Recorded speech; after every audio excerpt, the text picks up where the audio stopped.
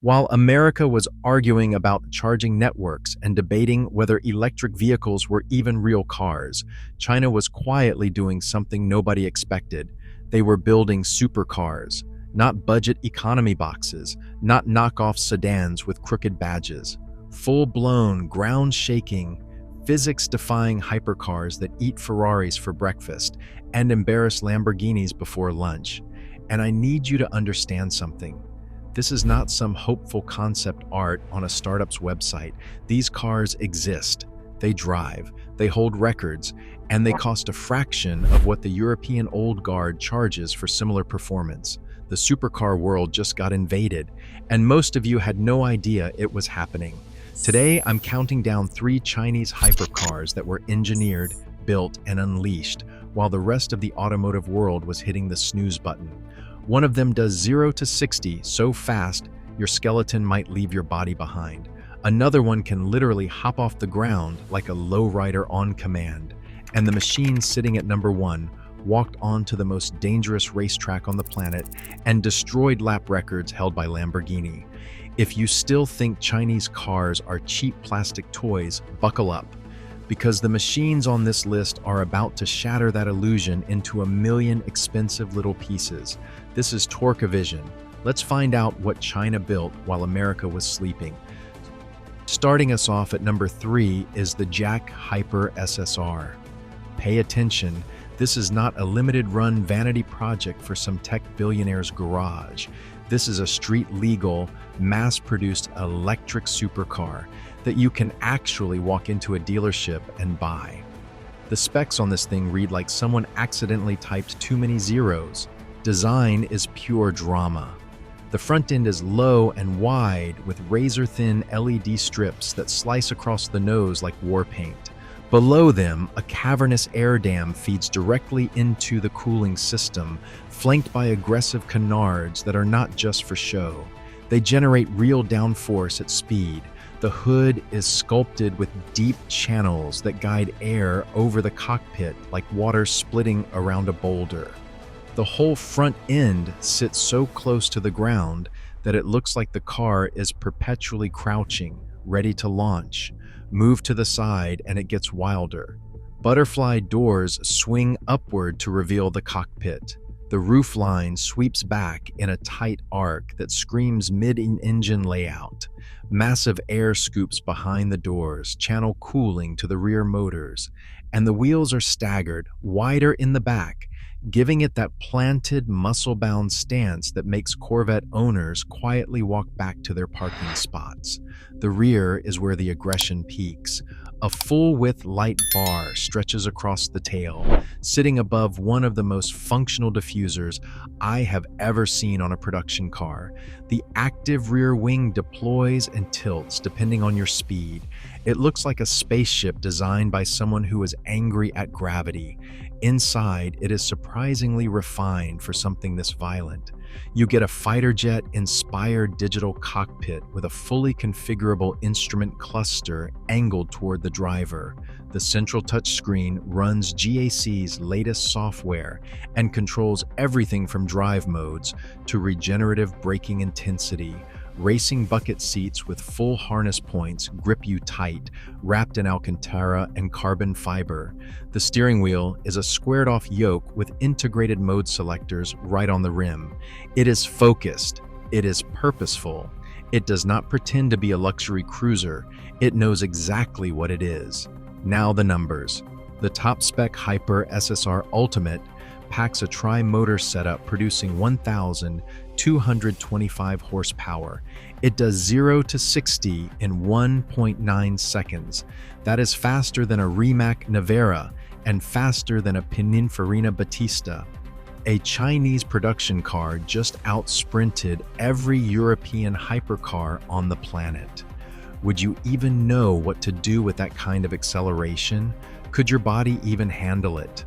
And here's the part that makes it hurt. The base Hyper SSR starts around $210,000. The ultimate version sits around $290,000. A Rimac Nevera costs over $2 million. You are getting 90% of the performance for roughly 15% of the price. So be honest with me, would you pay $2 million for a European badge when this exists for a fraction of the cost? The math does not just favor China. The math humiliates the competition. But if you think 1.9 seconds to 60 is insane, wait until you see what number 2 can do. Number 2 does not just accelerate hard, it defies the laws of physics in ways that should not be legal. At number 2 sits the BYD Yangwang U9. And if the Hyper SSR proved China could mass-produce supercar performance, the U9 proves they've officially lost their minds in the best way possible. Start with the face. The U9 is menacing in a way that European supercars have forgotten how to be. The front end is a wall of sculpted carbon fiber with massive intake channels carved into the bumper. The headlights are sharp boomerang-shaped LED signatures that animate when you unlock the car, sweeping outward like a predator opening its eyes. It sits impossibly low and wide, giving it the proportions of a Le Mans racer that accidentally got street-legal plates. From the side, the butterfly doors open to reveal the carbon tub cockpit. The body sculpting is outrageous. Deep side scoops funnel air to the rear motors. The roofline barely clears shoulder height. Massive forged wheels fill the arches with almost zero gap. The rear haunches swell outward like the car has been doing squats since the day it was born. Swing around to the back and you are greeted by a full-width LED light bar, a colossal active rear wing that deploys and angles based on driving mode, and a diffuser so aggressive it looks like it was designed to suck the asphalt off the road surface. There are no fake vents here. Every opening, every fin is functional. Drop into the cockpit and it hits differently than you would expect. This is not some stripped-out track weapon with bare carbon panels and a kill switch. The cabin is wrapped in Alcantara and Napa leather with real contrast stitching. The digital instrument cluster puts everything you need directly in your eye line, speed, power distribution, battery status, all rendered in crisp high resolution. A central touchscreen handles the infotainment and vehicle settings through BYD D-Link operating system. The steering wheel is a flat-bottomed, flat-topped yoke with drive mode selectors built into the grips. Ambient lighting pulses through the cabin, and the sound system is tuned for a car this focused. It is not a Rolls-Royce, but it is far more luxurious than any hypercar has a right to be at this price. Would you expect Napa leather and ambient lighting in a 1,300 horsepower Chinese missile? Because that is exactly what you get. Now, the powertrain. This is where things go completely unhinged. The Yangwang U9 runs on BYD E4 platform. 4 independent electric motors, 1 controlling each wheel. Total system output over 1,300 horsepower. It launches from 0 to 60 in approximately 2 seconds flat. That puts it toe-to-toe with the Rimac, Navara, the Pininfarina Battista, and the Lotus Evija. Except those cars cost between $2 to $3 million. The U9 comes in around $230,000. Let that gap sink in.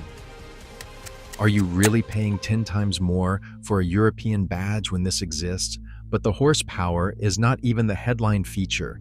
The real insanity is the DiSus-X suspension system. Because this car can jump, I am dead serious. BYD demonstrated the U9 hopping off the ground on command. All 4 corners lift simultaneously, and the car bounces like a lowrider at a car meet. It can also balance on 3 wheels if a tire fails, keeping you stable while the system compensates in real time. It reads the road surface 1,000 times per second and adjusts each wheel independently. Can a Lamborghini do that? Can a Ferrari do that? No, no other hypercar on Earth does this. Not a single one. The Yangwang U9 is not a concept. It is a production vehicle rolling off a factory line in Shenzhen, and it makes the most advanced European hypercars look like they are one firmware update behind. But here is the thing. As absolutely deranged as the U9 is, it is still number 2, because our number 1 did more than set benchmarks on a spec sheet. It went to the most legendary racetrack in existence and proved it on the asphalt. And that changes everything. Here it is. Number 1. The car that turned Chinese automotive engineering from a punchline into a headline. The Nio EP9. You want to know why this sits at the top of the list? Because talk is cheap and spec sheets are just numbers on a page. The EP9 did something the others have not. It walked onto the Nürburgring, the most brutal and unforgiving racetrack on the planet, and posted a lap time of 6 minutes and 45 seconds. That is faster than a Lamborghini Aventador SVJ, faster than a Radical SR8. A Chinese electric car marched into the sacred cathedral of European motorsport and carved its name into the stone. And nobody in America even blinked. How did we miss this? Look at this machine. The front end is all function. Massive air channels carved into the bumper feed, cooling to the motors and battery, while the splitter sits so low it practically kisses the tarmac. The headlights are thin, angular slits that make it look like a predator squinting before it strikes. There is zero wasted surface area.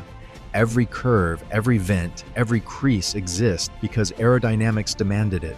From the side, the proportions are pure Le Mans prototype energy.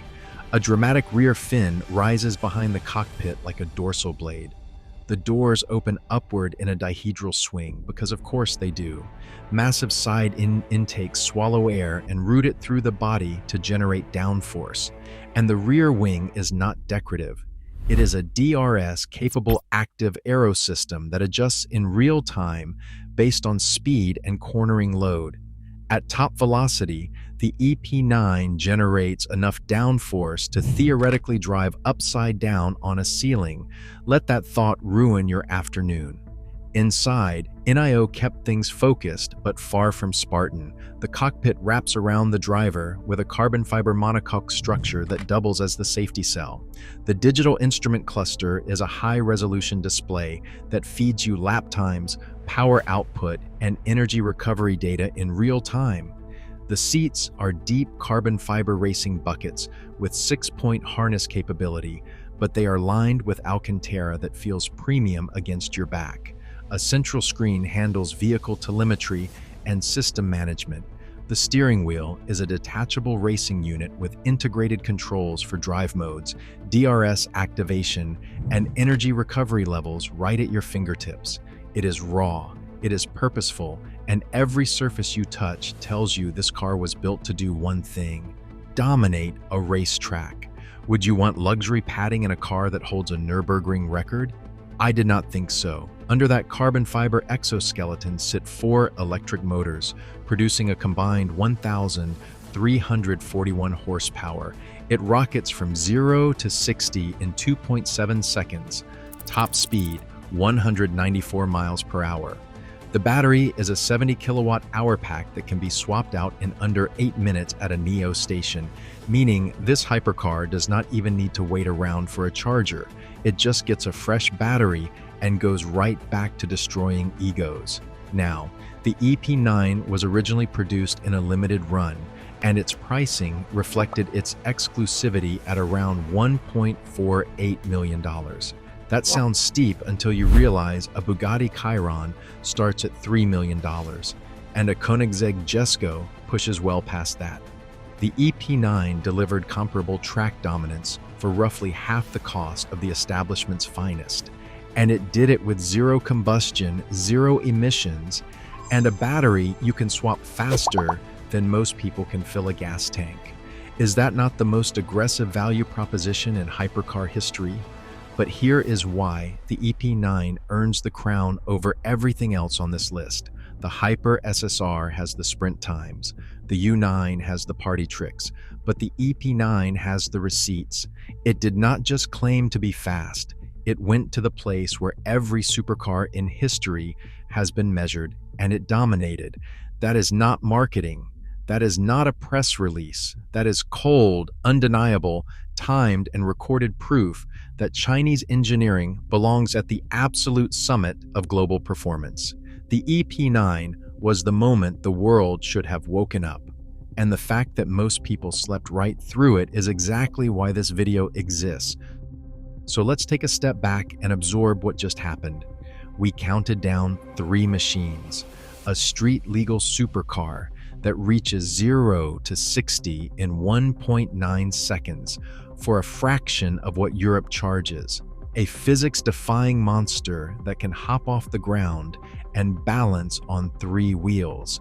And our number 1 is a Nürburgring record holder that proved Chinese performance is not coming. It is already here. All 3 are electric. All 3 are Chinese. All 3 were engineered, while the rest of the world was convinced China could only build cheap commuter cars. The supercar game has officially changed. It is no longer a 2-horse race between Italy and Germany. There is a new player at the table, and they showed up with a handful of aces and a trophy from the Nürburgring to prove it. I am not saying you need to sell your Porsche tomorrow. I am saying you should probably stop laughing. So here is the question I need you to answer in the comments. If you could own one of these 3, which one are you taking? The 1.9-second Hyper SSR, the gravity-defying U9, or the Nürburgring-crushing EP9? And would you actually choose any of them over a Lamborghini or a McLaren? I know what I would choose. I think the folks in Maranello and Stuttgart should be terrified. Smash that like button if any of these cars broke your brain. Subscribe and hit the bell. This is Torque Vision. The future has already arrived and it speaks Mandarin. Peace.